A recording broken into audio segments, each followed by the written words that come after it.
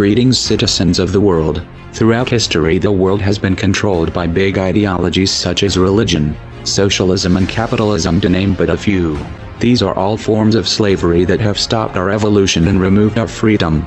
Anonymous see these ideologies for what they are: systems of control. The time for change is now. No longer shall the people be oppressed by corruption. In case you are blissfully unaware of who we are, let me tell you this: we are not just a person. As people die, we are an idea, and ideas are immortal. We are justice, and justice cannot be silenced. We are the ones governed by no law. We are the ones who do not beg for justice to take its course. We are the ones your parents warned you about. We are the voice of the silent in the eyes of the blind. We are Anonymous.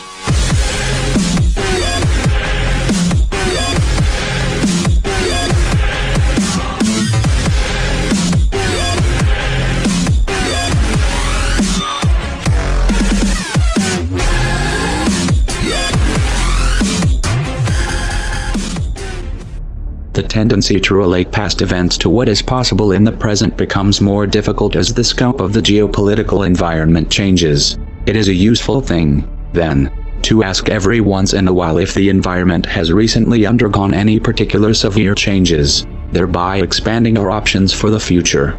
Terminology, let alone our means of exchanging information, has changed to such a degree that many essential discussions in today's communications age would be entirely incomprehensible to many 2 decades ago. As the social, political and technological environment has developed, some have already begun to explore new options, seizing new chances for digital activism, and more will soon join in. It is time for the rest of the world to understand why. Everywhere you look, the world is suffering. Wars of aggression, companies dumping toxic waste everywhere, governments supporting the poisoning of our water. 1/3 of the world goes hungry, while the other 2/3 throws away the third of their food. We are digging up all the coal and oil of our planet instead of researching renewable methods. Governments and corporations constantly lie, kill, and extort the entire planet's population, just for profit, where in America the richest 1% have 42% of the money. You shouldn't have to be convinced that the system we live under must come to a stop.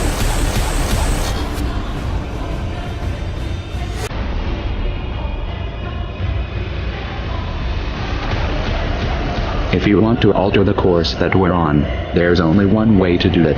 We need to wake up that public. Even the most powerful weapons of war are neutralized if you reach the mind of the man behind the trigger. How do we wake the masses, you asked? Don't wait for someone to answer that for you. Get creative. Act like your children's and grandchildren's futures depend on it. Because they do. No one wants to believe that their kids are going to live under a military dictatorship. No one wants to see this coming. So most people put their head in the sand and do their best not to think about it. Those who don't always begin with one question: what can we do? The first thing you need to understand here is, our problem is psychological, not material.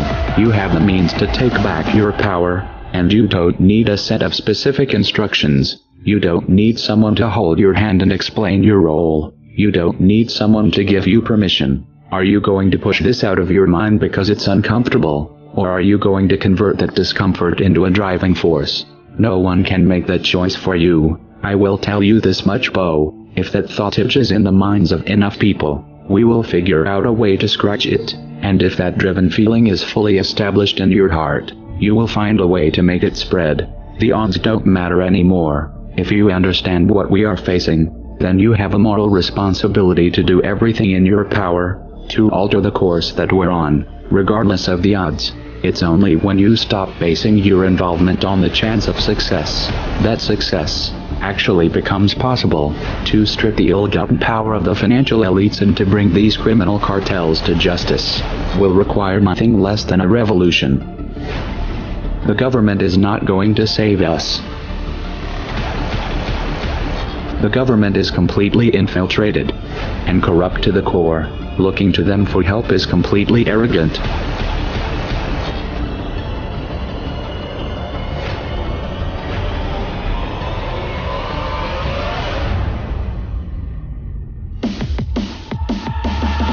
We have to actively work to wake up as many people as possible about what is happening and the direction we are heading.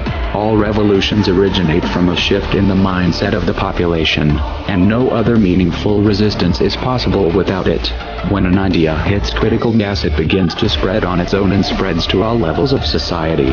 We need more people in this fight. We need more people speaking up, making videos, writing articles, getting this information onto the national and international stage. We are anonymous. We are legion. We do not forgive. We do not forget. Expect us.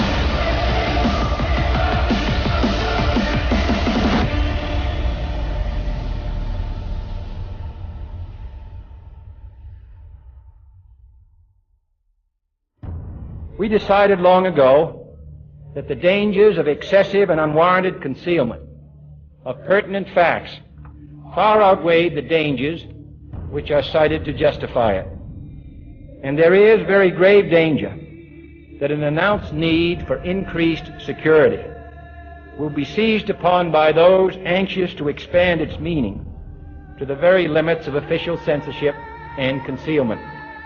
That I do not intend to permit to the extent that it's in my control.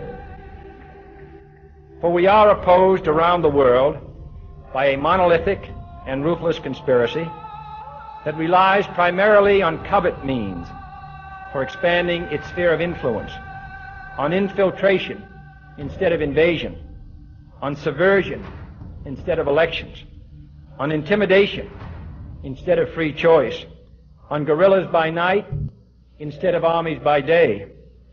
It is a system which has conscripted vast human and material resources into the building of a tightly knit, highly efficient machine that combines military, diplomatic, intelligence, economic, scientific, and political operations. Its preparations are concealed, not published. Its mistakes are buried, not headlined. Its dissenters are silenced, not praised. No expenditure is questioned, no rumor is printed, no secret is revealed.